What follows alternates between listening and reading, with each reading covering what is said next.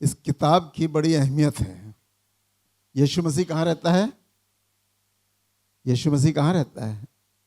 इस किताब में रहता है, जिसको बाइबल कहते हैं। यीशु मसीह इसमें रहता है। इस किताब में रहता है। इस बाइबल में यीशु मसीह रहता है। जब आप पढ़ते हैं, जो शिक्षा आपको मिलती है, इसके स्वर्गदूत, इसकी आत्माएं, इसकी सामर्थ, इसकी शक्ति, इसका बल आपके ऊपर उतरने लगता है। क्या आप विश्वास करते हैं? मैंने एक दिन 3 बजे रात में आँख खुल गई और मैंने कहा, इस समय आँख क्यों खुल गई? इसका मतलब 3 बजे से 5 बजे टाइम बड़ा अहमियत वाला होता है। और हमने बाइबल में बहुत बार पढ़ा है कि याकूब की भी कुश्ती एक स्वर्गदूत से हो रही थी। वो सुबह होने ही वाली थी, पर यह कुश्ती रात से शुरू हुई और सुबह तक चली ये कुश्ती। और आखिरी में जब सुबह होने लगी तो स्वर्गदूत कहने लगा कि मुझे जाने दे। उसने कहा, नहीं, मैं तुझे पकड़ के रखा है मैंने, और मुझे बता कि तू कौन है और कहाँ से आया। उसने कहा, नहीं, मैं ये नहीं बताऊंगा, तू मुझे छोड़ दे। और याकूब ने स्वर्गदूत को पकड़ के रखा। उस सुबह वाली कुश्ती जब तक चल रही थी, और सुबह स्वर्गदूत अपने आप को शो नहीं करना चाहता था, इसलिए अंधेरे ही में भागना चाह रहा था। पर उसने बताया कि मैं स्वर्ग से भेजा गया स्वर्गदूत हूँ, ताकि तुझसे कुश्ती लड़ूं और तेरा बल देखूं कि कितना बल है तेरे पास। खुदा हमारे जहन से, हमारे द्वारा उन कुश्तियों को लड़वाता है, आत्मिक शक्तियों के द्वारा, अपने स्वर्गदूतों के द्वारा। और आप जीतेंगे तो इस बाइबल से जीतेंगे। जो कुछ इसमें लिखा है बहुत अहम लिखा है। हम बाइबल को सरसरी निगाह से पढ़ते हैं और पढ़ते जाते हैं, और हमने 3 बार पढ़ी। आप भी बड़े अच्छे लोग हैं जो आपने 3 बार बाइबल पढ़ी, 5 बार पढ़ी, 10 बार पढ़ी, और कितनी बार पढ़ी। और मैं भी अपने क्लेम कर सकता हूँ कि मैंने इतनी बार पढ़ी। क्या आपने एक एक आयत को अपने हृदय के लिए पढ़ा, अपने विवेक में रखने के लिए पढ़ा, अपने ईमान को बढ़ाने के लिए पढ़ा, अपने फायदे के लिए पढ़ा कि नहीं पढ़ा? आपने यूं ही पढ़ दिया ना। अरे, हमको तो पूरी रीडिंग कर ली मैंने। अगर आपसे उससे कोई क्वेश्चन निकाल के पूछा जाए तो क्या फ़ायदा होगा? जब हम एजुकेशन प्राप्त करते हैं तब क्या करते हैं? एक एक चैप्टर को बहुत अच्छे से पढ़ते हैं। पहले आता था हमारे एग्जामिनेशन के टाइम में अनसीन पैसेज। अरे, अनसीन पैसेज, अब इसमें जवाब दो। अरे, ऐसे ही अनसीन पैसेज है जो तुमने पढ़ा, तुमको अब याद नहीं इस समय, और याद रहेगा तो आपको आंसर निकलेगा, और आप उसी में से खोज लेंगे और अच्छी बातें निकाल लेंगे, और आप बहुत अच्छे से सब चीज़ों को कर लेंगे। बाइबल हमें पढ़ने के लिए नहीं दी गई है, पढ़ के भूल जाने के लिए नहीं दी गई है, ईमान लाने के लिए दी गई है, काम करने के लिए दी गई है, विश्वास को बढ़ाने के लिए दी गई है, और बीमारी में शिफा पाने के लिए दी गई है, गरीबी में, अपनी फाका कशी के समय में धन देने के लिए पढ़ी गई है, लिखी गई है। इसीलिए हम उस पर जिस तरह का विश्वास करते हैं वैसे ही हमारे साथ होता है, वैसे ही हमारे साथ होता है। जब हम पढ़ते हैं तो उसमें से चीज़ें निकल के आती हैं। हम अपनी थोड़ा सा बिजी लाइफ में हम ये तय नहीं कर पाए कि कल कौन बोलेगा। हमने प्रशांत से कहा कि कल सुबह कौन बोलेगा। प्रशांत ने कहा, अरे, आपको नहीं मालूम कौन बोलेगा? तो हमने कहा, हमने तो किसी को नहीं बोला। तो कहेंगे, तो क्या हो? 8 बजे बात है। हमने कहा, नहीं, हम बोलेंगे। जो 3 दिन और 5 दिन से हम दुआ करके तब मैसेज को तैयार करते हैं, वो 1 घंटे में मैसेज तैयार हो गया, क्योंकि खुदा हमारे साथ है और ये किताब के वचन हमारे हृदय और विवेक और आत्मा में है। हमको याद आया, मैंने एक बात जब पढ़ रहा था तो उसमें ये बात लिखी थी। वहाँ से मैंने पढ़ना शुरू किया, निकालना कि हमने क्या पढ़ा था, कहाँ पढ़ा था, क्या करा था। आत्मा सब बताता चला गया। मैसेज एक दिन क्या 3 दिन लग जाए और तैयार हो ही नहीं पाता है, कंप्लीट हो ही नहीं पाता है। हमने अपनी जो 5 साल की ट्रेनिंग में पढ़ाई की, उसमें हमने अच्छी पढ़ाई की, और उसमें मालूम है कि हम 3 तरह के मैसेज को सुनते हैं, या 3 तरह के मैसेज आपके बीच में प्रचार किए जाते हैं। एक जो है टॉपिकल, टेक्सुअल और एक्सप्लोजेटरी। ये 3 तरह के मैसेज में से एक मैसेज आपको हर बार सुनने को मिलता है। कभी आप टॉपिकल सुनते हैं, कभी टॉपिक से सुनते हैं, कभी एक्सपेल सुनते हैं और कोई एक्सप्लोजेटरी सुनते हैं। अलग तरह के 3 व्याख्यात्मक, जिसमें हिंदी में है, मेरी पुरानी वाली बाइबल में सब लिखा है, मैं भूल जाता हूँ, आजकल उम्र ज़्यादा हो गई है, 70 के करीब पहुँचने वाला हूँ, 2 ही साल बाकी हैं, तो इसलिए भूल चूक तो हो गई है। बादाम चाहे जितना खा लीजिए और भूख लगाने वाला फल खा लीजिए। सबोपदेशक में लिखा है भूख बढ़ने की नहीं, 1 रोटी से ज़्यादा रात में उतरती नहीं है, 1 रोटी से ज़्यादा उतरती नहीं कि 1 रोटी काफ़ी है। दिन में 2 रोटी खा पिए और सुबह 2 पीस ब्रेड की अगर खा लिया, ब्रेड नुकसान करती है, अगर कुछ मिल गया तो 2 बिस्किट भी, पर खाने पीने से कुछ नहीं होता। क्या है परमेश्वर का राज? क्या है? खाना पीना परमेश्वर का राज, मेल मिलाप और तरह तरह की अच्छी अच्छी बातें वही हैं। अंडा जरूर खाया करिए, क्योंकि मैं नहीं बोल रहा हूं कुछ, आगे समझ गया। अंडा जरूर खाया करिए, ये सेहत के लिए बहुत फायदेमंद है। और आप वर्ड लेवल की स्टडी कर लीजिए, रोज एक जवान आदमी को 2 अंडे खाने की जरूरत है। कोई कोलेस्ट्रॉल नहीं है, अफवाह है। लोग चाहते नहीं कि मीट मछली अंडा इस संसार में चले या बिके, नहीं चाहते हैं। दूसरों की दुकान बंद करा के अपनी दुकान चलाना चाहते हैं लोग। जो आपको व्हाट्सएप यूनिवर्सिटी जो खुली हुई है, उसके ज़रिए से भी आपको बता देंगे ऐसा है, प्लास्टिक का आ रहा है, चाइनीज़ आ रहा है, वैसा आ रहा, कहीं कोई गड़बड़ी नहीं है, अंडा खाया करिए। मैं ये मैं इसलिए नहीं कह रहा हूँ कि आप वो करिए, लेकिन हाँ खाइए, क्योंकि इस तरह की, मैं एक एग्जांपल दे रहा हूँ कि इस तरह की बातें करने वाले बहुत से लोग हैं कि ये ना करो, वो ना करो, ऐसा ना करो, वैसा ना करो। पुराने समय में चांद के दिन, ये बाइबल हमारी बता रही है, चांद के दिन ये करना, वो दिन वो करना, वो दिन वो करना, पर यीशु मसीह ने इसको समाप्त कर दिया। पर अब हमें समाप्त करके दिया क्या है? जो कुछ तुम बाइबल से पढ़ो, अपने हृदय में, अपने मन में, अपने विवेक में, अपनी आत्मा में, अपने जहन में उतार लो और उसका पालन करो, और तुम्हारा चाल चलन ऐसा हो, वचन के मुताबिक तुम्हारा चाल चलन हो। जैसा यीशु मसीह का था वैसा हमारा स्वभाव हो। स्वभाव बनता जाता है, आप क्रिश्चियन होने के नाते तो बन गए। जैसे यीशु मसीह का स्वभाव है वैसे आपका स्वभाव बन जाएगा। कैसे बन जाएगा? धीरे धीरे, अंश अंश, वो उसने लिखा है साथ में बाइबल में, मैं अंश अंश करके बढ़ाता हूँ। किस बातों में? स्वभाव में भी बढ़ाएगा, पैसे में भी बढ़ाएगा, दुनिया की चीज़ों में बढ़ाएगा।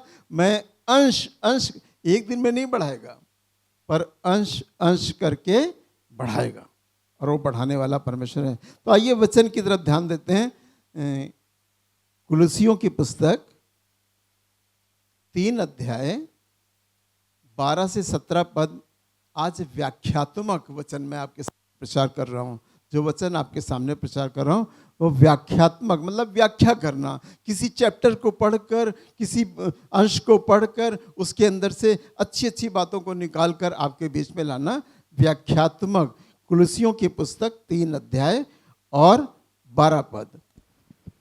इसलिए परमेश्वर के चुने हुओं के समान, आप चुने हुओं के समान है। जो चर्च में बैठे हैं, आप परमेश्वर के चुने हुए लोग हैं। अगर न चुने होते तो यहाँ बैठे न होते। जो बाहर हैं, जो नहीं आ सके, उनकी बात नहीं कर रहा हूँ मैं। जो बाहर हैं उनसे बातें कर रहा हूँ कि वो तो चुने हुए नहीं हैं, वो चुने हुए नहीं हैं। आप चुने हुए हैं, इसलिए तो आज संडे को अपनी खुशी को इजहार करने के लिए, एक पर्व मनाने के लिए, इतवार का पर्व मना, संदीप भाई कह रहे थे, वो पर्व मनाने के लिए कि आज संडे है, सब्त का दिन है ना, और शनिश्चर का दिन भी सब्त का दिन है। पुराने नियम के मुताबिक शनिश्चर, अब वो लोग कहते भैया शनिश्चर को तेल ना लाना, नहीं, हमने यहोवा का दिन आज तेल खरीद के लाऊंगा, आज ही मैं शनिश्चर को गाड़ी खरीदूंगा।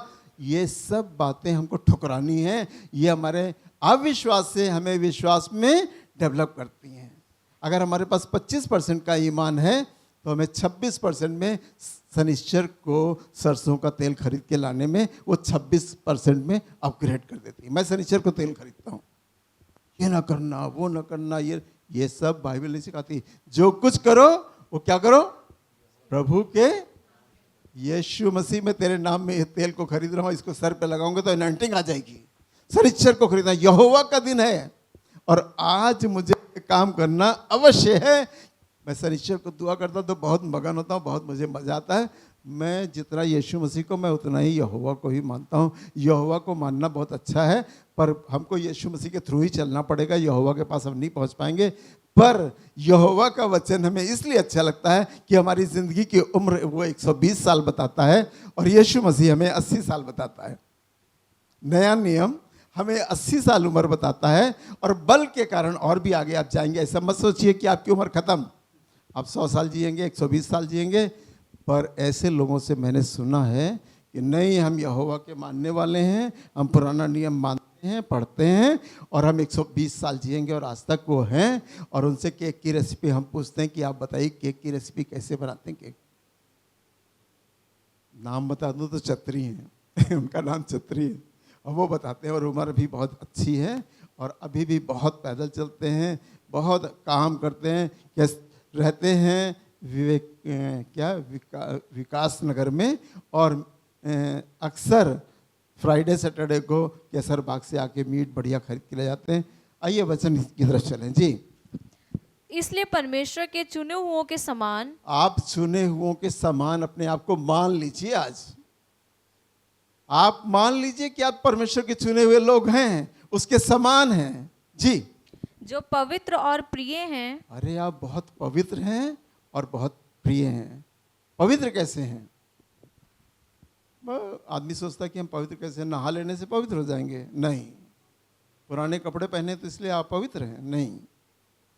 पवित्र इसलिए हैं कि आपके मुंह से गाली नहीं निकलती, आपके मुंह से किसी को शाप नहीं निकलता, आप किसी को कर्ज नहीं भेजते, आप किसी को परेशान नहीं करते, आप किसी को सताते नहीं, आप किसी की बुराई नहीं करते, आप किसी के लिए अनर्थ मुकदमा नहीं करते, आप किसी काम को नहीं करते, ऐसे काम नहीं करते।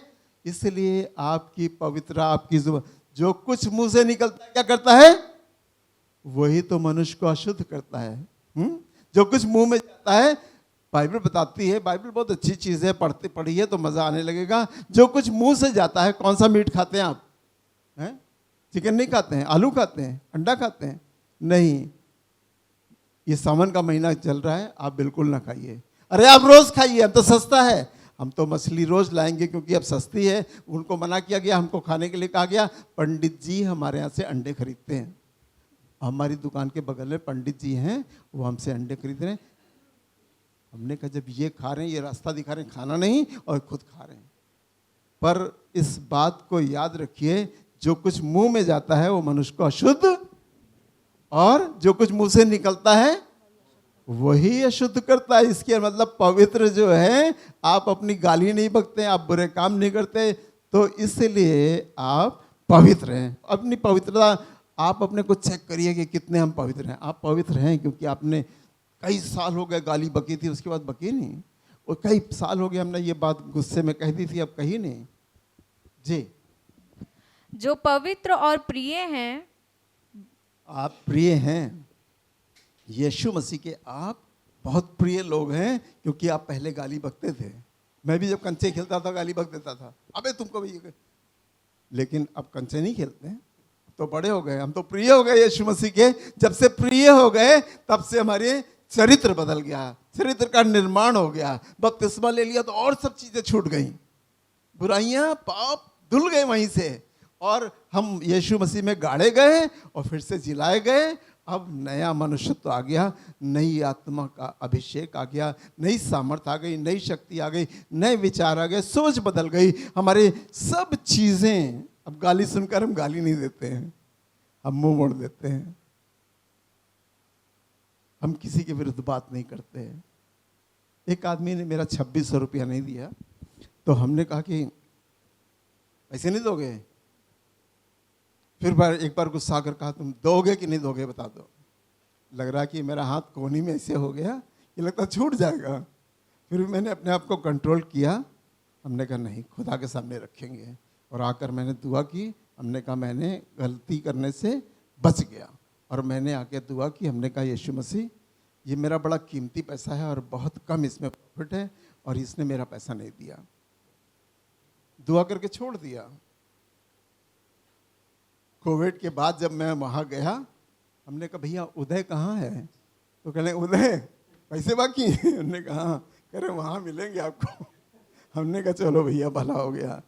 एक सलमान था, ये जानते हैं सलमान, उसका बाप मीट काटता था, वो अंडे के रोल लगाता था और बहुत काम करता था। उसके बाद 3,500 रुपये बाकी हो गए धीरे धीरे करके। हमने कहा भाई पैसे दो। उसका बाप कहे हंस के चापड़ दे रहता है हर समय हाथ में, भैया उसी से मांगो देगा, हमसे कोई मतलब नहीं। पहले कहता था कि वो नहीं देगा तो हम देंगे। हमने कहा तुम ये कहते थे कि वो नहीं देगा तो हम देंगे, हम तुमसे लेंगे। उसने कह दिया जाओ नहीं मिलेगा, जो कुछ करना कर लो। हमने कहा ठीक है। अब हम जो कुछ किससे करेंगे? अरे ये बाइबल हमारे पास है, ये दुआ हमारे पास है, यीशु मसीह हमारे, हम उसके प्रिय हैं। हमने प्रिय से आकर कहा भैया यीशु मसीह देखिए, उसने हमारा पैसा नहीं दिया, एक बार दुआ करके छोड़ दिया। हमने कहा छोड़ो। सलमान का बाप दोबारा हम गए 2-4 महीने बाद, तो मालूम है कि आज का सलमान का बाप नहीं दिखाई देता है, वो नौकर काटता रहता है। तो यार निकल लिया। अरे 3,500 रुपये लेके निकल लिया। बड़ी खुशी लगी कि यार चलो यार कोई बात नहीं। दुआ से ये फायदा हुआ कि जो हमारे विरुद्ध कांटे बोते हैं, जो हमारी परेशानी पैदा करते हैं, जो हमारे विरुद्ध खड़े होते हैं, जो पाती बांधते हैं, एक तरफ से आएंगे और 10 दरवाजों से भाग जाएंगे। ये खुदा की सामर्थ है। ये कलाम आप पढ़ लोगे, सही बात इसकी एक एक बात जान लोगे, इतना हियाव आपके अंदर होगा, जहाँ खड़े होगे वहाँ खुदा विक्ट्री दिलाएगा, आपको विक्ट्री दिलाएगा, विजय दिलाएगा। जी बड़ी करुणा जी और भलाई। जी अब हमारे पास देखिए खुदा का कलाम क्या कह रहा है, हमको क्या करना है? करुणा करना है। करुणा, मर्सी, दया। दया और भलाई। दया जो ऐसी चीज है आपको करना ही करना है। आप माफ कर दीजिए, दया कर दीजिए, छोड़ दीजिए, भूल जाइए। अरे ठीक है उसने गाली, एक लड़के ने मेरा झगड़े में क्या ऐसी किसी ने समझा दिया, उसने आगे कॉलर पकड़ लिया और ये बटन टूट गया, ऊपर वाले बटन टूट गए। वो जमाना तो अच्छा था, तो हम बराबरी कर लेते थे। अब उसके बाद की बातें नहीं बताऊंगा। फिलहाल तो दया कर दी, हमने कहा छोड़ो यार देखा जाएगा, आज एक बटन टूटा है ना, कोई बात नहीं। तो हमने दया कर दी, छोड़ दिया। हमने कहा चलो छोड़ो, तो दया कर दो, छोड़ दो इनको, क्योंकि ये नहीं जानते ये क्या। यीशु मसीह ने हमें सिखाया इसी कलाम से, ये नहीं जानते ये क्या करते हैं, उनका क्या हुआ हम नहीं बताएंगे। जी आगे और बढ़ें। भलाई। और भलाई, देखिए 100 काम कर लीजिए, भलाई जरूर करते रहिए। कोई जरूरतमंद आ जाए, आपको 100 रुपये मांगे, 10 रुपये आपके पास हैं, 10 दे दिए कि भैया इसी लायक हैं, ले लो। और भलाई के तरीके बहुत से हैं, बहुत से भलाई के तरीके हैं। हमारे चर्च ने कई लड़कियों को उनकी फीस दे दे के पढ़ाया है और आज वो भूल गए। बहुत से लोगों को अलग अलग तरीके से मदद की है। हाल ही में हमने पूरी किताबों का पैसा इसी चर्च ने और 5,000 रुपये इसी चर्च ने दे दिया कि जाओ भैया, रो रही हैं माँ, दया कर दो, भलाई कर दो, हमारी जेब से नहीं जा रहा, हम इनको भलाई क्या कर दें, चलो इनको 5,000 रुपये दे दो। चर्च के फंड से निकाल कर 5,000 रुपये दे दिया कि जाओ सारी किताबें ले लो और जाओ स्कूल ज्वाइन करो, जाओ पढ़ाई करो। यही तो पैसा हमारे आता है। तो सोशल कामों में हम भलाई क्यों करते हैं? हम क्यों के हेल्थ कैंप लगाते हैं? क्यों पानी का नल बाहर लगा रखा है, मशीन अभी अभी सारे फिल्टर चेंज कराए गए, और फिल्टर चेंज कराए प्लस मशीन, इधर फिल्टर चेंज कराया, कल मशीन खराब हो गई, फिर मशीन बनाई। ये भलाई जो हम कर रहे हैं, जो मजदूर पानी पी रहे हैं, छत वहाँ उनकी पड़ रही है, पानी हमारे यहाँ एक के बाद लाइन लगी है पानी पीने वालों की। अरे हमें अच्छा लगता है कि लोग हमारा पानी पी रहे हैं। मंदिरों में तो फ्री पानी बट ही रहा है। कोई क्रिश्चियन अपने घर पे बाहर लगा के मशीन नहीं लगाए हैं, कोई चर्च वाला अपने घर के चर्च के बाहर मशीन नहीं लगाए हैं और नल नहीं निकाले कि भाई प्यासे आदमी को पानी मिले। यीशु मसीह ने क्या कहा था, क्या सिखाया था? यदि तुम्हें कोई एक गिलास ठंडा पानी पिलाए तो क्या होगा? तुम्हारे लिए स्वर्ग में बड़ा प्रतिफल होगा। तुम अजर पा चुके, अजर मिलेगा तुमको एक गिलास का। तो हमने तो कितने गिलास पिलाए, अजर तो मिलेगा कि नहीं मिलेगा? मिलेगा ना। आपके पैसों का पानी पिला रहे हैं, आपको मिलेगा अजर, हमको नहीं मिलेगा। हम तो खाली करता है। कर्ता क्रिया कर्म को जो जितनी चीजें हैं वो सब लानी पड़ेगी। ये पानी आप पिला रहे हैं जो आपको चर्च का पैसा देते हैं, और चर्च से हम फिल्टर लगवाते हैं, हम मशीन खड़ी करते हैं और ये लोगों को पानी पिलाते हैं। आपको इसकी आशीष मिलेगी। मैं अकेला नहीं ले लूँगा इसकी आशीष, मैं तो करने वाला हूँ। मैं तो सिर्फ अभी वाला एसी बंद हो गया, पानी अंदर टपकने लगा और मैंने फ़ोन सुबह सुबह लगाया। पिछले संडे वाला कर रहा था, इस बार ये प्रॉब्लम्स चलेंगी, पर अपनी भलाई करते रहो करते रहो करते रहो, भलाई करने से ना चूकिए। देखिए खुदा आपके घर में किसी चीज़ की घटी नहीं होगी। आप दूसरों की खेती सींचेंगे तो आपकी अपने आप सींची जाएगी। आप सींचना तो सीखिए दूसरों की खेती। जी। और दीनता। दीनता, बहुत दीनता, क्या दीन बन जाओ भाई। जब दीन बनेंगे तब क्या करेगा वो? शिरोमणि बना देगा। अरे हमने शिरोमणि तो पहले सुना ही नहीं था कभी। हमने तो न्यूज़ में सुना था स्वर्ण मंदिर के शिरोमणि गुरुद्वारा प्रबंधक, शिरोमणि गुरुद्वारा प्रबंधक, ये सुना था मैंने। लेकिन बाइबल पढ़ने के बाद मालूम हो शिरोमणि कौन बनाएगा? यीशु मसीह आपको शिरोमणि बना देगा। अगर आप अपने आप को दीन बनाओगे तो यीशु मसीह आपको क्या बना देगा? शिरोमणि गुरुद्वारा प्रबंधक बना देगा। नहीं, प्रबंधक नहीं बनाएगा, लेकिन शिरोमणि तो बना ही देगा। आज शिरोमणि का मतलब जिसका सर हमेशा ऊंचा रहेगा, नीचा नहीं होने देगा। आपका सर हमेशा ऊंचा रखेगा, आपका सर ऊंचा रहेगा, आपकी इज्जत हमेशा कायम रहेगी, वो शिरोमणि बना देगा। जी। और नम्रता। और नम्रता, नम्रता जो है, बहुत सी लड़कियों का नाम होता है नम्रता, लेकिन नम्रता उनमें होती नहीं है। मैं रेलवे हॉस्पिटल में था, नम्रता की मैंने शादी कराई और मैं कह रहा हूँ नम्रता नम्रता देखो, 3 बार बोला, हमने कहा ये सुनती ही नहीं है, छोड़ा। हमने कहा ये इसके अंदर नम्रता, अब इसकी मैंने शादी करवा दी, अब इसकी क्या, इसकी नम्रता चली गई। अब ये मुझे नहीं पहचान रही क्योंकि अपने काम में लगी है, और मुझे जो बात इससे पूछनी है अपने रेलवे के दवाइयों के बारे में, ये कुछ नहीं बोल रही। नम्रता इसके अंदर से चली गई। नम्रता आपके अंदर बनी रहनी चाहिए। है, लड़कियों का नाम नम्रता होती है पर नम्र नहीं होती हैं। जिनका नाम नम्रता, हमारे जानने में 2-3 लड़कियां और भी हैं, तो नम्रता नाम होता है लड़कियों का, पर नम्रता नहीं पाई जाती। नम्रता तो यीशु मसीह का कलाम ये जो पढ़ता है ना, उसके अंदर ऑटोमेटिक आती है। जब वो आ जाती है तो आप कर्म करने लगते हैं, क्रिया कर्म जो जब आगे आगे है तो वो सब चीज़ें आपकी पूरी होने लगती। जी। और सहनशीलता धारण करो। और सहनशीलता, बड़ा मुश्किल है सहनशीलता। उसने मारा मैं भी मार दूंगा, उसने गाली दी हम भी दे देंगे। ये ऑटोमेटिक बाइबल पढ़ने वालों के अंदर ये चीज़ें अपने आप आती हैं। सहनशीलता आ जाएगी आपके अंदर, सहनशीलता आ जाएगी। हम अपने इनको लेकर जा रहे थे और ये साउथ सिटी वाले स्कूल में वो पढ़ाती थी, और वहाँ छोड़ने गए बाइक से। तो जब जा रहे थे, नहीं लेने जा रहे थे, छोड़कर आए थे, स्कूल से लेने जा रहे थे, तो शहीद पथ से किसी ने पान या मसाला थूका, मेरी वाइट शर्ट पे पूरा गिर गया, पूरा गिर गया। उसने ऊपर से थूका और सीधे मेरी वाइट शर्ट पे। 2-2:30 बजे का टाइम था। हमने कहा वो ऊपर है, हम नीचे। सहन करने के अलावा कुछ है नहीं, भैया सह लो। ये बहुत भद्दा लग रहा है, अब तो गाड़ी चलाना ही पड़ेगा, लेना है, बैठाना है, जाके उतार देंगे शर्ट। सहनशीलता, ये मजबूरी की थी सहनशीलता, लेकिन सहनशीलता हमारे स्वभाव में आ जाती है बाइबल पढ़ने से। अगर आप बाइबल पढ़ते हैं, अध्ययन करते हैं, नहीं पढ़ना आता तो सुनते हैं, उसी से आ जाती है। यीशु मसीह को ग्रहण कर लेते हैं तो भी आपके अंदर सहनशीलता आ जाती है। जी। धारण करो। अरे सीख ना लो, क्या करो? धारण करने का बस मतलब क्या होता है?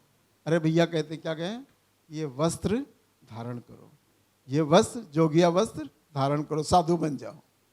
वस्त्र को जब धारण करते हैं तो पादरी का वस्त्र धारण करते हैं तो पादरी बन जाते हैं, और साधु का वस्त्र धारण करते हैं तो साधु बन जाते हैं। लेकिन हमारी बाइबल बता रही है कि ये सब बातों को क्या करो? पहन लो। अपने हृदय में, अपने विचारों में, अपनी सोच में, अपने कामों में पहन लो। आदत में बना लो, स्वभाव में बना लो। ये सब चीजों को क्या करो? धारण करो।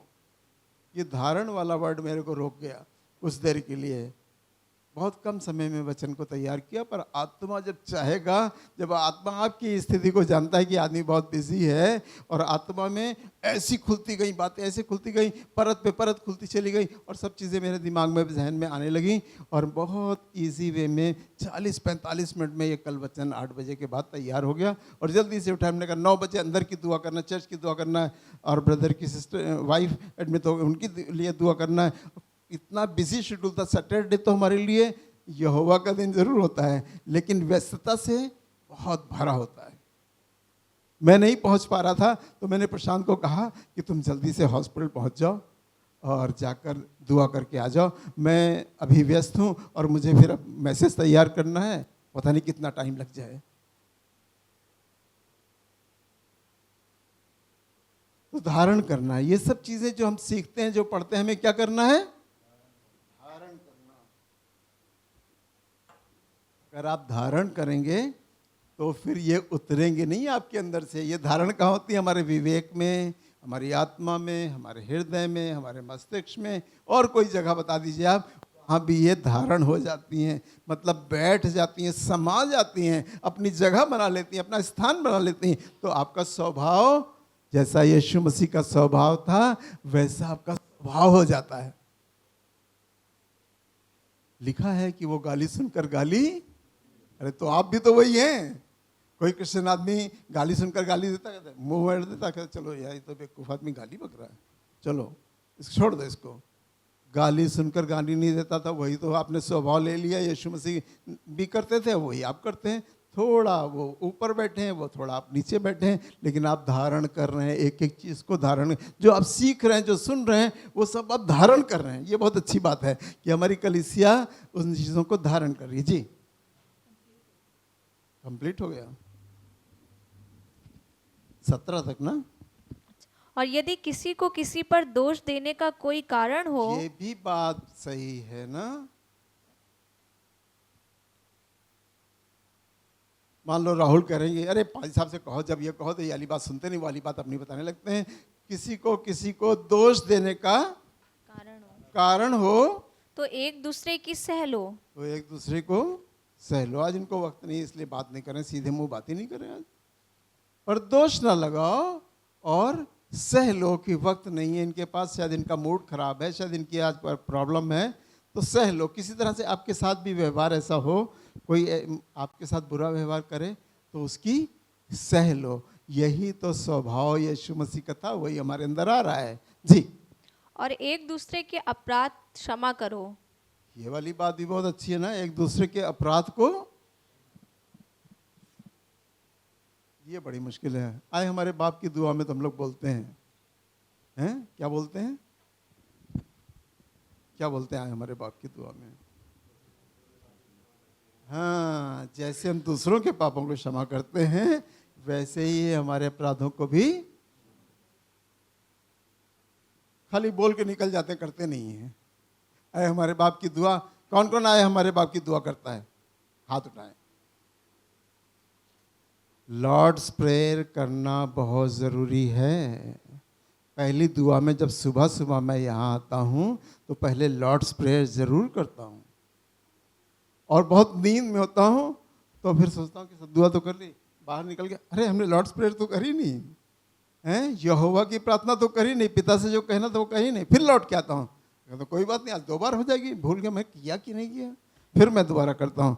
तो लॉर्ड्स प्रेयर यहोवा से प्रार्थना करना, पिता से प्रार्थना करना, जैसे हमने दूसरों के पाप क्षमा किए, हमारे पाप भी क्षमा किए जाएं। लॉर्ड्स प्रेयर करना बहुत ज़रूरी है। दूसरों के पाप क्षमा करो। जी, अपराध क्षमा करो। जी, जैसे प्रभु ने तुम्हारे अपराध क्षमा किए, जैसे प्रभु ने, यीशु मसीह ने हमें अपने अपराध, हमारे जितने भी गुनाह थे उनको माफ़ कर दिया। अगर हम गिनेंगे तो बहुत, आप नहीं, मैं गिनूंगा तो भी मेरे पास भी है रिकॉर्ड। लेकिन मुझे मालूम है कि मैंने जब बपतिस्मा लिया उसके बाद से मैं सचेत हो गया, सुनने लगा, वचन की बात मानने लगा। ये नहीं करूँगा, वो नहीं करूँगा, ऐसा नहीं करूँगा, वैसा नहीं करूँगा। झूठ बोलने में भी सोचता हूँ कि बोलूँ कि ना बोलूँ। इसीलिए क्रिश्चियन लोगों को बिजनेस नहीं दिया जाता है, क्योंकि उसमें झूठ बहुत बोलना पड़ता है, मजबूरी होती है कि झूठ बोलना पड़ता है। और एक कॉम से मैं पूछता हूँ कि क्या तुम झूठ बोल लेते हो? कहता बिजनेस के लिए माफ़ है। अरे ये कौन सी बात, बिजनेस के लिए माफ़ है? बिजनेस में भी झूठ नहीं बोलना है। लेकिन एक कॉम को मैं जानता हूँ, कहते हैं बिजनेस के लिए माफ़ है, सब हथकंडे अपना सकते हैं, सब हथकंडे अपना सकते हैं और अपना लेते हैं और धोखा दे देते हैं। जी वैसे ही तुम भी करो। जी। इन सब के ऊपर प्रेम को जो सिद्धता का कटिबंध है बांध इस लो। सब के ऊपर क्या है? प्रेम। यहोवा ने हमसे ऐसा प्रेम किया कि अपना इकलौता बेटा, तो इस प्रेम की बात करेंगे तो सब भूल जाएंगे आप। लेकिन इसके साथ कहा क्या गया है कि इस प्रेम को क्या करो?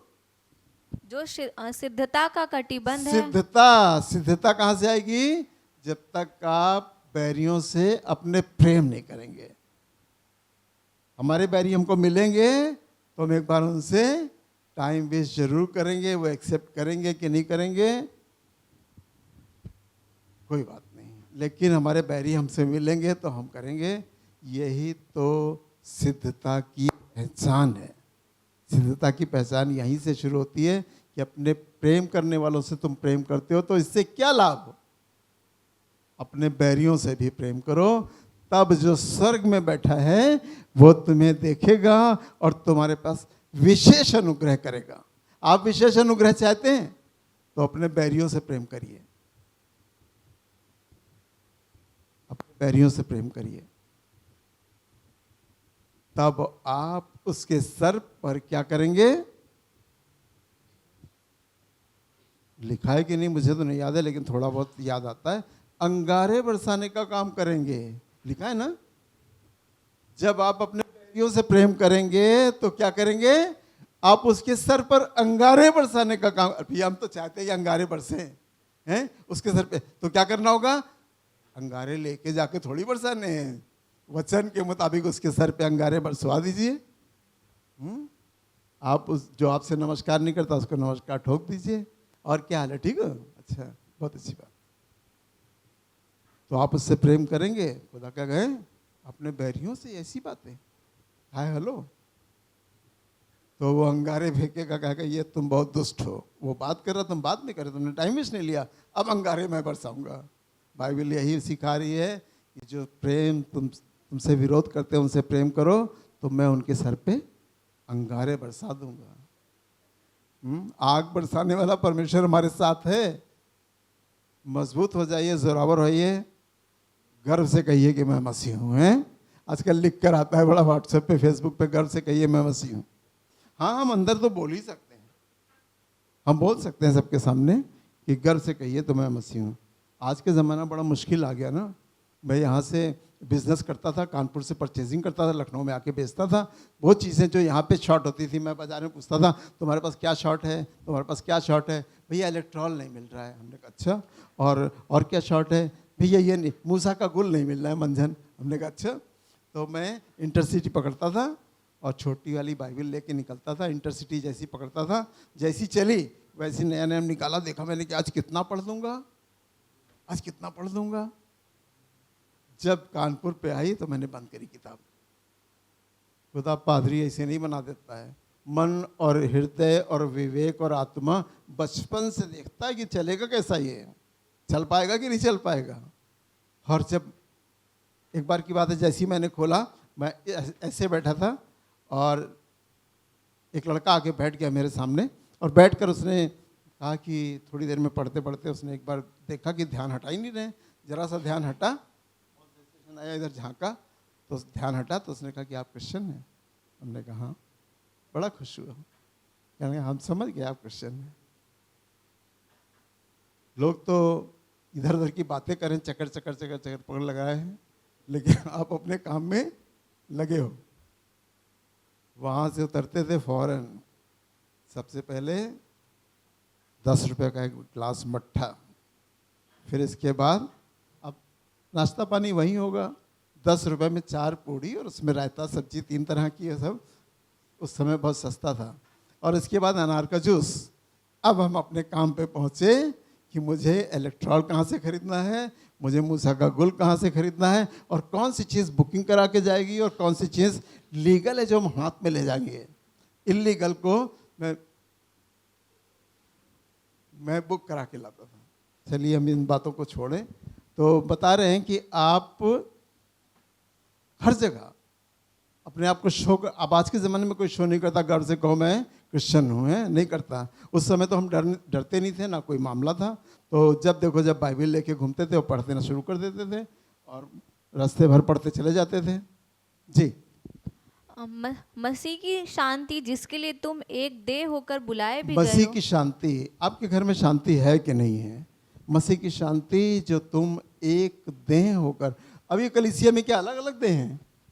हम सब एक देह हैं, ये बात क्लेम कर रही है। अगर आप यीशु मसीह में आ गए हैं तो वो अलग नहीं, ये अलग नहीं, वो अलग नहीं, हम सब एक देह हैं।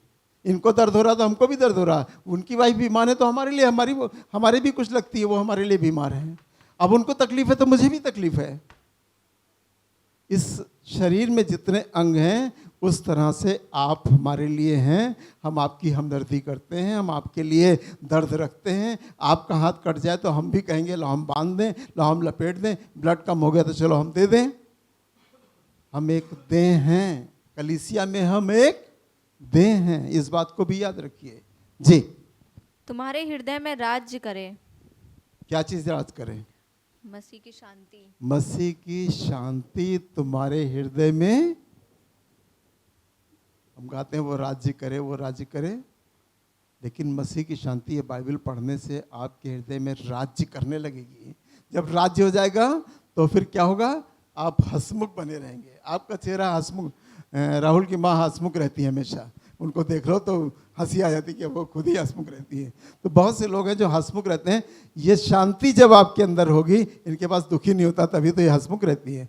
बहुत से लोग जो हंसमुख दिखाई देते हैं उनके अंदर परमेश्वर की शांति आ चुकी है, काम कर रही है और राज्य कर रही है, तभी तो हंसमुख बने रहते हैं।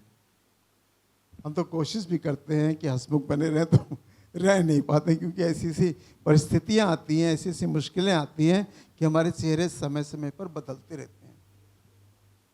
अभी आपको एक लेटर मिल जाए कोई परेशानी का हो तो आप चलो थोड़ा ढक रखो, यार ये ठीक क्यों नहीं, ये ठीक क्यों नहीं किया, वो पंखा बंद करो, टोन बदल जाती है। वो हंसमुख, एक लेटर से आपको कोई चिट्ठी मिल जाए तो आपको परेशानी पैदा हो जाती है और फिर हंसमुख आप रह ही नहीं पाते। लेकिन खुदा की शांति जो अंदर आ चुकी है वो चली नहीं जाती है। कूल हो जाओगे थोड़ी देर में, कूल होगी। हमारे पास कूल होने के लिए एक होम्योपैथिक में दवा है और आप चाहे तो मेरे से नाम सुन लें। और पहले उसका टर्न आउट नाम था, अब उसको टर्न कूल कर दिया है। आप 2 टैबलेट मुंह में डालिए जब आपको बहुत टेंशन हो या कोई परेशानी हो। 2 टैबलेट आपके मन को इतना अच्छा कर देती है कि हम भूल जाते हैं कि उसने हमें गाली दी थी, उसने हमें बुरा कहा था, उसने हमारे साथ ये किया, उसने हमें अच्छा नहीं व्यवहार किया, वो ऐसे कहते हैं, वो ऐसे आपके दिमाग में चल रहा, वो 2 मिनट में गायब। और मैं इन दवाइयों को ज़रूरतमंदों तक पहुंचाने का भी काम करता हूं, पहुंचाने का है। एक औरत मुझे याद आती रहती जिसने मुझसे अपनी दुआ करवाई और उसके साथ टेंशन कितना था। उसका आदमी बड़ा बिजनेसमैन है, बड़ा बिजनेसमैन होने के कारण वो अपनी वाइफ की केयर नहीं कर पाती। वही अपने बच्चों को लेके दवा लेने चली जा रही है, छोटे डॉक्टर बड़े डॉक्टर, और परेशानियां दिन पे दिन बढ़ती जा रही हैं। मुझे रोज़ याद आता है कि अगर मैं उसको ये वाली दवा पहुँचा दूँगा तो ये दुआओं के साथ काम करेगी और उसके बाद वो कूल हो जाएगी, वो हंसमुख बन जाएगी, वो बढ़िया बन जाएगी। पर स्थितियाँ ऐसी रहती हैं कि मैं डे बाय डे कहीं ना कहीं बिजी रहता हूँ और पहुँचा नहीं पाता। और खुदा मुझे ये भी दिखा रहा है कि जो बॉटल तुम्हारे पास रखी है, जो खाली बॉटल पिछले समय से रखी है, उसमें 10 टैबलेट डाल के दे दो। अगर वो देख लेगी तो वो डिब्बा लेके जाके खरीद लाएगी। और ये रोज़ नहीं खाना है आपको, कभी जब आपकी मुश्किल हो तो आप खा लीजिए, रखी रहने दीजिए। सेफ्टी के तौर पे सब चीज़ें रखनी चाहिए।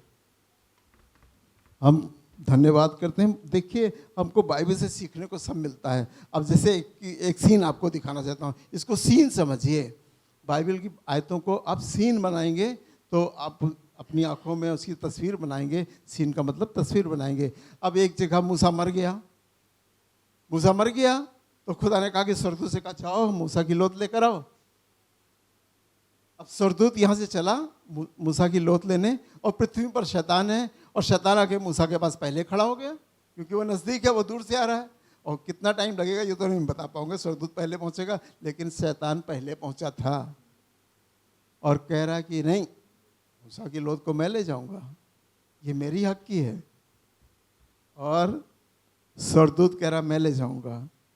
अब वो खुदा की तरफ सोच रहा है कि बताओ, ये टक्कर शैतान और स्वर्गदूत के बीच में हो रही है, और स्वर्गदूत ने एक शब्द बोला। क्या बोला? यहोवा तुझे डांटे। कुछ नहीं बोला, और मूसा की लोथ को लिया और चल दिया कि खुदा तुझे डांटे मारे, आपके बैरियों को आप अपने लिए दुआ करिए, खुदा तुझे डांटे, खुदा तुझे डांटे। इस एक वर्ड का इतना बड़ा असर। शैतान परास्त हो गया। तो शैतान को हराना है तो क्या करिए? अपनी मुश्किलों में, अपनी परेशानी में, अपनी तकलीफों में, वो जो पहाड़ आपके सामने आकर खड़ा हुआ है, उस पहाड़ से कहिए, पहाड़ हट जाओ, खुदा तुझे डांटे। वो पहाड़ अपने आप हट जाएगा। ये खुदा का कलाम है, जिसके अंदर ऐसी बातें लिखी हैं कि जिंदगी की बातें लिखी हैं। मृत्यु भी आ जाएगी, मृत्यु आप पर राज्य नहीं कर सकती, मृत्यु आप पर राज्य नहीं कर सकती। अगर इसको पढ़ लिया तो ये जीवन की रोटी है। यीशु मसीह ने ऐसे नहीं कहा कि जीवन की रोटी मैं हूं, ऐसे नहीं कहा। इसको पढ़ लो, ये जीवन की रोटी इसके अंदर से निकलेगी, तुम्हारे अंदर आ जाएगी और जीवन मिल जाएगा। मृत्यु भी सामने खड़ी होगी तो अभी कहीं मृत्यु लौट जाएगी, कहेगी इसके अंदर तो जीवन की रोटी काम कर रही है।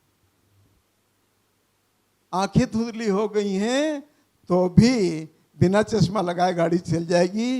यीशु मसीह ने कहा है, क्लेम करिए, जीवन की ज्योति मैं हूं। वही ज्योति, जो जीवन की ज्योति हमारे अंदर समाई है, हमारे आंखों से निकलकर ज्योति आती है और हमारा एक्सीडेंट नहीं होता, हम गाड़ी अच्छे से चला लेते हैं। जीवन की ज्योति मैं हूं। इतने क्लेम किया है। इससे पहले कि इब्राहिम था, मैं हूं। मार्ग, सत्य, जीवन मैं हूं। ये क्लेम को अपने अंदर ले लीजिए, इन वायदों को, इन प्रतिज्ञाओं को अपने अंदर जान लीजिए, पहचान लीजिए, तो आप हारेंगे नहीं, आप जीत जाएंगे। सच्ची दाखलता, निर्दोष मेमना मैं हूं। बहुत सी बातें जो मैं हूं कहा गया है, उन सबको सीख लीजिए और अपने अंदर समा लीजिए, तो आप बिल्कुल उन बातों को अंदर इनहेल कर लेंगे। मैंने तो ये 30-35 साल में बहुत कुछ हासिल किया है, और मुझे मालूम है कि आगे की ज़िंदगी में मैं एक दर्शन देखता हूँ। आपको बताता हूँ, दर्शन देखता हूँ। वो दर्शन क्या है? दर्शन क्या है? अभी भी जहाँ दर्शन की बात नहीं, वहाँ प्रजा निरंकुश हो पाई। दर्शन ये है कि मैंने ओल्ड होम बनाने की बात करी, कुछ गरीबों को अपने घर में वहाँ पे रख के खाना खिलाऊंगा, मैं उनके वहाँ पे जहाँ वो रहेंगे वहाँ मैं भी रहूँगा। ये दर्शन था, और ये दर्शन डूबता हुआ दिखाई देता है, पर एक तिनके का सहारा यीशु मसीह के द्वारा मिल सकता है। वो दर्शन दोबारा पूरा हो सकता है। एक जगह मुझे दिखाई देती है, मैं वहाँ ठहर चुका हूँ, मैं वहाँ रुक सा गया हूँ, मैं वहाँ सोचता ही रहता हूँ। जब लेटता हूँ तब मुझे वही जगह याद आती है कि वहाँ 2 चर्च बंद हो गए, और अगर वो फिर से स्टार्ट हो जाएंगे तो वहाँ पे जो 30 लोग उनके और 40 लोग उनके, ये दोनों मिलकर आके जाके 70 लोग हो जाएंगे। 70 में 35 तो आ ही जाएंगे। सुबह यहाँ कर लेंगे तो शाम को वहाँ कर लेंगे, और उसमें पहले टीन शेड डाल लेंगे, फिर ये कर लेंगे, फिर वो कर लेंगे, और वहाँ पे उन गरीब लोगों को रखना शुरू करेंगे जिनके आगे पीछे कोई नहीं रहा। और अब उनकी मदद के लिए, उनके पास एक वक्त का खाना भी अच्छे से नहीं होता है, हम 2 वक्त का खाना देंगे, और एक दिन चिकन बिरयानी बटवा रहे हैं। ये सब ऐसे ही आता है ध्यान, बंटवा रहा हूँ कि नहीं, चिकन बिरयानी बंटवा रहा हूँ, क्योंकि वहाँ पे मुस्लिम आबादी बहुत है। और जब मैं जाता हूँ देखता हूँ तो खटोले पे, चारपाई पे उनको उठा के ला के जाड़े के समय धूप में और पेड़ के नीचे छाई में बैठा दिया जाता है तो देखता हूँ इतना ज़ईफ़ी है, इतनी गरीबी, इनको क्या देते होंगे, क्या खिलाते होंगे, खुश होते हैं, इनकी ज़रूरतें इनको मिल पाती हैं, इनकी चीज़ें पूरी हो पाती कि नहीं हो पाती। हफ्ते में एक बार तो मैं इनको बिरयानी खिला के खुश कर ही दूँगा। चर्च नहीं लाऊंगा, मुझे चर्च लाने की ज़रूरत नहीं है, पर मैं इन्हें संतुष्ट करूं। मैं भलाई बोऊं तो किनके साथ बोऊं? भलाई आप उन्हीं के साथ बोएंगे जो आपके नज़दीक हैं, जो आपकी आंखें देख रही हैं, जिनको आप देखकर भलाई करना चाहते हैं, जिनकी हालात को आप जानते हैं, उन्हीं के साथ भलाई करेंगे। भलाई ऐसे थोड़ी करेंगे कि आओ चले दूसरे देश और चले जाके वहाँ भलाई करेंगे। आपको जानते ही नहीं आप कि हम किसके साथ भलाई करें। भलाई तो आप उसी के साथ करेंगे जिसकी आप सुनते हैं। जी, दी एंड। और तुम धन्यवादी बने रहो। जी, और तुम धन्यवादी। धन्यवाद तो तभी निकलेगा जब हमारे पास भरपूरी होगी, शांति होगी, सब चीज़ें होंगी। पर एक बात ज़रूर है कि आप इस किताब को, इस बाइबल को, यीशु मसीह इसी के अंदर से निकलता है और वचन के द्वारा निकलेगा और आप इसको पढ़ लेंगे। अगर आप पढ़ नहीं सकते तो कोई बात नहीं, समय निकालिए, पढ़ लीजिए। और मेरे जैसा बनना है या मुझसे और आगे निकलना है तो आप बड़े बड़े काम करोगे इसी से। आज आप दुआ करवाते हो, कल आप दुआ करने वाले बनोगे इसी बाइबल के पढ़ने से। पर एक बात त्याग करना पड़ता है। 9 से 12 सो लीजिए और 12 बजे जागिए और 12 से 4 बजे तक बाइबल पढ़ लीजिए। मैंने ये किया है, मैंने इस बात को आजमाया है। टेबल लैंप रखता था ताकि डिस्टर्ब ना हो, छोटा सा टेबल लैंप जलाया और पढ़ना शुरू किया। पढ़ते पढ़ते पढ़ते पढ़ते अब हटने का मन नहीं कर रहा, इतना मज़ा आ रहा, इतना मज़ा आ रहा। ये वाली बात ऐसी हुई थी, ऐसी होती, इतना सीखने को मिलता है, इतना मज़ा आता है।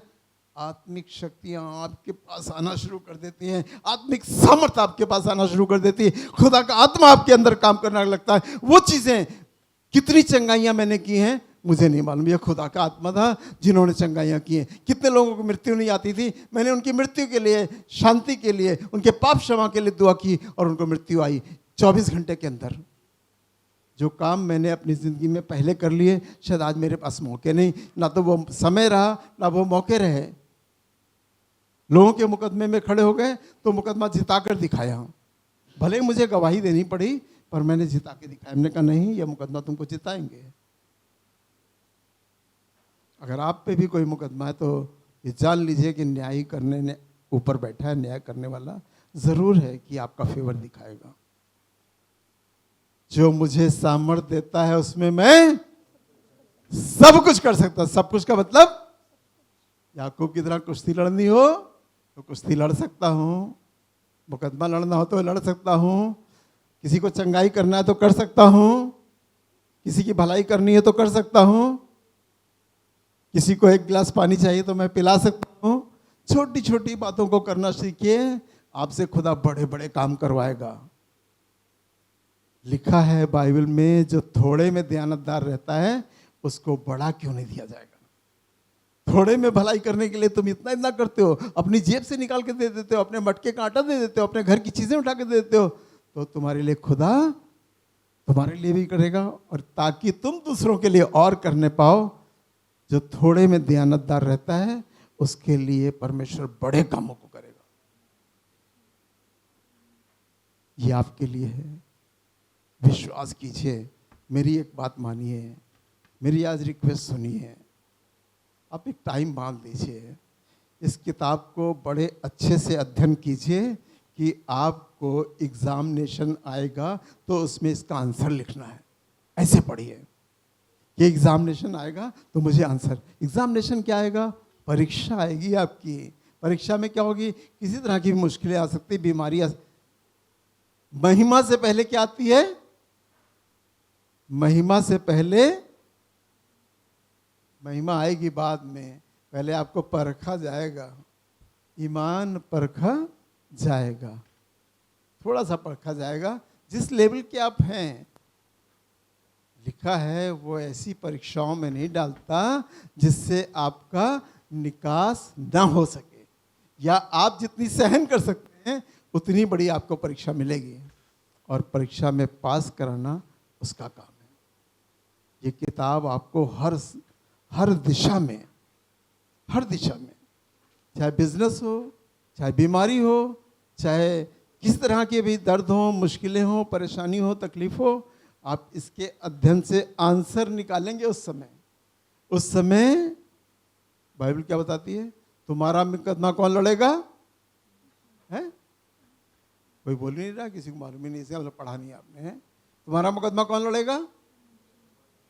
यहोवा तुम्हारा मुकदमा लड़ेगा। है अरे हमने तो ऐसे काम ही नहीं किया तो मुकदमा क्यों लड़ेगा? नहीं, आपने बाइबल का अध्ययन किया है, जो लिखा है, जो आपने इनहेल किया है, उस पर काम करने वाला परमेश्वर, हमारा परमेश्वर काम करने वाला परमेश्वर है। किसी को बाइबल के अध्ययन के बाद जो उसको नॉलेज है उसके विपरीत काम नहीं करता, उसके फेवर में काम करता है। अरे इसने तो पढ़ा है, इसने तो बपतिस्मा लिया है, इसने तो जीवन बदला है, इसने तो माफ़ी मांगी है, इसने तौबा करी है, इसको छुटकारा चाहिए, इससे बचाना है ही मुझे। तो आज एक बात लेकर जाइए, जितनी बातें हमने पढ़ाई हैं इन पर अमल करना शुरू करिए, इनको जीवन में काम करने का मौका दीजिए, जिसमें भलाई बहुत अच्छी है। आप जिस लायक हैं उस लायक भलाई करिए, किसी के भले में खड़े हो जाइए, किसी के बुरे में खड़े हो जाइए। किसी की शादी हो रही हो, कुछ नहीं, आपके पास पैसा नहीं, तो कहिए भैया मैं क्या कर सकता हूँ, मैं पैसा नहीं था, नहीं दे नहीं सकता था। मैंने कहा मेरे पास कार है, जब तक तुम्हारी शादी के दिन है 15 दिन पहले उठा ले जा मेरी कार, ले जाके चलाओ। ले जाके उन्होंने चलाई, अपनी पूरी शादी निपटा ली और उसके बाद लाके पंचर गाड़ी खड़ी कर दी। कोई बात नहीं, जाओ। सीपीएन वाले आए, उन्होंने कहा कि हमको एक ड्राइवर, एक गाड़ी की ज़रूरत है। हमने कहा इतने बड़े सीपीएन वाले टैक्सी नहीं कर लेते हैं, इनको कार की और ड्राइवर की ज़रूरत है। तो फिर 2 दिन 1 दिन बाद करेंगे, ड्राइवर तो हमको मिल गया, आपके एबीसी ने दे दिया ड्राइवर, कार नहीं मिली। हमने कहा ठीक है तो मेरी ले जाइए। मेरी गाड़ी ले गए, 15 दिन का टूर मनाया खूब। 4 बाग की बड़ी लाइन पे गाड़ी छोड़कर अब जब हम खबर मिली कि 4 बाग की छोटी लाइन पे, बड़ी लाइन पे आपकी गाड़ी खड़ी है, हमने कहा अच्छा। हम गए, देखा चाबी दूसरी थी, स्टार्ट ही नहीं हो रही। राजा नाम का मिस्त्री था लाल कुएं में, उसको हमने कहा मेरी गाड़ी बैठो, बैठा। हमने कहा औजार ले लो, चलो। हमने कहा मेरी गाड़ी स्टार्ट करो, स्टार्ट करी, ला के लाल कुएं पे। कहना भाई हम तो कार बना देते हैं, हम तो बस बनाते हैं, ट्रक बनवाते हैं। तो हमने कहा तुम्हें चलने के लायक कर दो, फिर हम इसको बनवा लेंगे। बनवा लिया। सीबीएन वाले आज भी चमक रहे हैं, हमारी गाड़ी ख़त्म हो गई। पर क्या किया, क्या खुदा ने ये बातें देखी नहीं आपकी? ये भलाई आपकी देखी कि नहीं देखी? स्वर्ग तक लिखी गई होगी कि इन्होंने अपनी गाड़ी दे दी, कूड़ा करके डाल के चले गए, और 4 बाग में क्यों छोड़ गए? इसका मतलब कि तुम्हारे मन में अच्छा नहीं चल रहा है। हमने तो तुमको हमदर्दी करी। भलाई तो ऐसी है जिसमें आपको बुराई मिलनी, बाद में आपको बुराई मिलनी, मतलब लॉस होना है, पर लॉस के लिए तैयार रहिए, और ये यीशु मसीह उस लॉस को पूरा करेगा। जितना टिड्डियों ने खा लिया मैं क्या करूंगा, वो सब भर दूंगा। जितना टिड्डियों ने खा लिया, जितना आपका नुकसान हो रहा है, जितना आपका भरपाई कर रहे हैं नुकसान की, आप करिए, मैं सब भर दूंगा। आज मेरे साथ बहुत से नुकसान हो रहे हैं, मैं चिंता नहीं करता। मुझे मालूम है कि ये नुकसान स्वर्ग में बैठा हुआ है, जिसके पास लिखा है कि मेरे पास गैप का खजाना है, जिसको चाहता हूँ उसको देता हूँ, वो भर देगा। यही बाइबल से ईमान पैदा होता है। जो टिड्डियों ने खा लिया वो एक दिन भर देगा। विश्वास कीजिए। और एक बात बार बार दोहराता हूँ, बड़े अच्छे अध्ययन करने के तरीके से बाइबल पढ़िए, नहीं रट्टा ना लगा ये मैंने पढ़ दी, मैंने 2 बार पढ़ दी, मैंने 3 बार पढ़ दी, नहीं, इसके पढ़ने से कुछ नहीं हुआ। अपने आचरण में डालिए, अपने नेचर में डालिए, अपने स्वभाव में डालिए, अपनी आदत में डालिए, और थोड़ा सा पढ़िए, 1 चैप्टर पढ़िए, 2 चैप्टर पढ़िए, पर उसको अपने अंदर इनहेल करिए और उसको नक्शे कदम पे चलिए, उस बातों को मानिए, उसको पूरा करिए। तब आपका स्वभाव जैसा यीशु मसीह का स्वभाव था, आपका स्वभाव अपने आप होने लगेगा। आइए आंखें बंद करिए। जब आप बाइबल पढ़ें तो खुदा अपना स्वर्गदूत भेजे, और भेजता है। जब ये किताब खुलती है तो आत्माएं भेजी जाती हैं, स्वर्गदूत भेजे जाते हैं। ज़रूर इसको पढ़ना शुरू करिए। आप मृत्यु के कगार पे होंगे, मृत्यु आपको छू नहीं पाएगी। मैं दुआ करने जा रहा हूँ, विश्वास कीजिए कि आपसे कहिए, आज दुआ में कहिए कि मैं अब से बाइबल पढ़ूंगा। मैं इस पे ईमान लाता हूँ। ये यीशु मसीह की पुस्तक है।